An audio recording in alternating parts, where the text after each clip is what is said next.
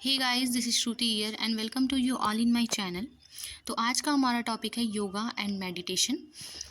जो अगर आप ये आपके को करिकुलर का टॉपिक है। अगर आप बीएससी में हैं, बीकॉम कर रहे हैं या फिर बीए कर रहे हैं और आप फोर्थ सेमेस्टर में, तो ये आपके लिए बहुत ही इंपॉर्टेंट टॉपिक है। और ये को करिकुलर में आपसे इससे रिलेटेड क्वेश्चन ज़रूर पूछेगा। और ये आपके ये वैसे भी जो मैंने बनाया है, ये कोई भी व्यक्ति इसे देख सकता है, क्योंकि ये बहुत ही इंपॉर्टेंट टॉपिक है योग से रिलेटेड। और योग हमें करना चाहिए, क्योंकि जिससे हमारा मन शांत होता है, हमारा दिमाग मतलब हम मेडिटेट हो जाते हैं। हमें सारी चीज़ें, हमारा जो भी हम काम करते हैं उस पर हमारा दिमाग लगता है। और भी बहुत सारी क्रियाएँ हैं योग में। तो सबसे पहले, क्योंकि ये बहुत ही बड़ा टॉपिक था, इसलिए मैंने इसे कैटेगराइज करके इसे पढ़ने की कोशिश की है कि और मैंने इसे जब मैंने पढ़ा तो इसे छोटा करने में मुझे बहुत टाइम लगा। और सबसे पहले हम स्टार्टिंग करेंगे इसके डिफिनीशन से। जैसे कि इसमें सिलेबस में आपके लिखा हुआ है कि डिफिनीशन, टाइप, स्कोप, इंपॉर्टेंस, तो हम सारी चीज़ों को अलग अलग करके पढ़ेंगे। तो गाइज़, सबसे पहले हम डिफिनीशन से स्टार्टिंग कर लेते हैं। तो सबसे पहले हम देखेंगे, बहुत सारे ऋषियों ने, मुनियों ने और भी बहुत सारे लोगों ने बहुत सारे ग्रंथों में योग के बारे में लिखा गया है। तो सबसे पहले हम जो भी इम्पॉर्टेंट है, हालांकि बहुत सारे होते हैं, जैसे दर्शन काल के अनुसार, वैदिक काल के अनुसार। तो मैंने यहाँ पे आपको सिंपल बताया है जो लोगों ने कहा है, और अच्छी बातें कही हैं, तो मैंने वो आपको बताया है छाट करके। तो सबसे पहले हम देख लेते हैं, महर्षि व्यास के अनुसार देखा जाए तो योगा समाधि, योग को उन्होंने समाधि बताया। सबसे पहले एक एक का पॉइंट ऑफ व्यू करके देखेंगे, उसके बाद आगे हम समझेंगे कि योग की रियल परिभाषा क्या होती है। महर्षि याज्ञवल के अनुसार देखें तो जीवात्मा और परमात्मा के संयोग की अवस्था का नाम क्या है? योग है। श्री राम शर्मा के अनुसार यदि देखें तो जीवन जीने की कला ही क्या है? योग है। भागवत गीता के अनुसार देखें तो कर्मों में कुशलता, यानी कि जो भी हम कार्य करते हैं, अगर हम उसमें कुशल हैं तो वही हमारे लिए, वो जो हम कार्य कर रहे हैं वही हमारे लिए क्या है? योग है। योग वशिष्ठ के अनुसार अगर देखें तो संसार सागर से परे होने की जो युक्ति है, युक्ति का नाम क्या है? योग है। तो यहाँ पे देखिए बहुत सारे लोगों ने बहुत सारी बातें कही हैं। इसमें देखिए जो भी इसमें इन्होंने बताया है, इससे आप क्वेश्चन पूछ सकता है। जैसे कि अगर दे दे, जैसे ये लाइन जो आपको दिया, जो इन्वर्टेड कॉमा में लिखा हुआ है, जैसे जीवात्मा और परमात्मा के संयोग की अवस्था का नाम योग है। अब आपसे पूछ लेगा, 4 नाम दे दे, इन्हीं चारों में से किसी का नाम दे दे और पूछ ले कि किसने कहा है, तो आपको ये पता होना चाहिए कि किसके अनुसार क्या इन्होंने कहा है। छोटे छोटे डिफिनेशन से आपको याद हो जाएंगे। अब आगे देख लेते हैं। ये बहुत इंपॉर्टेंट टॉपिक है, जो कि कोई भी इसे मानता है, सब कोई इसे मानता है।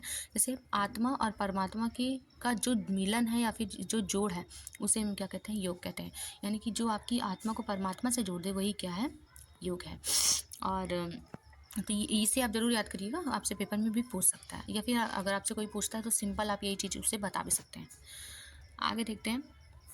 ये देखिए बहुत इंपॉर्टेंट टॉपिक है, क्योंकि महर्षि पतंजलि को योग सूत्र का क्या माना जाता है? प्रणेता माना जाता है।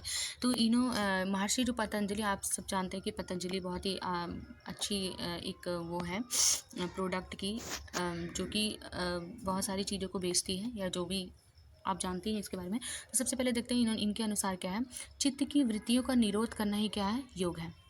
यानी कि आप सबसे पहले इसका मतलब समझने से पहले, जो मैंने यहाँ पे नीचे लिखा रेड कलर से, इसे आप देख लीजिए, क्योंकि ये इसमें आपको सारी चीज़ें पता चाहिए। तो चित्त का तात्पर्य इसने क्या बताया? अंतःकरण से है, यानी कि हमारे अंतर मन से है।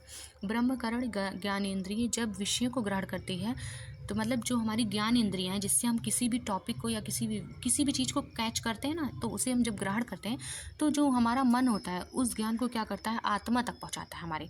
और आत्मा उसे क्या करती है? साक्षी भाव से देखती है।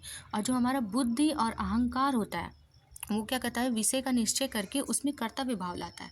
यानी कि हमें जोश जो होता है, यानी कि कोई भी कार्य करने के लिए हमारे अंदर जो जोश आता है, वो बुद्धि, या तो हमारी बुद्धि हमें कहती है, या तो हमारे अंदर अहंकार होता है कि हम इस कार्य को ज़रूर करेंगे। ऐसा टाइप का जो भी आप समझ सकते हैं।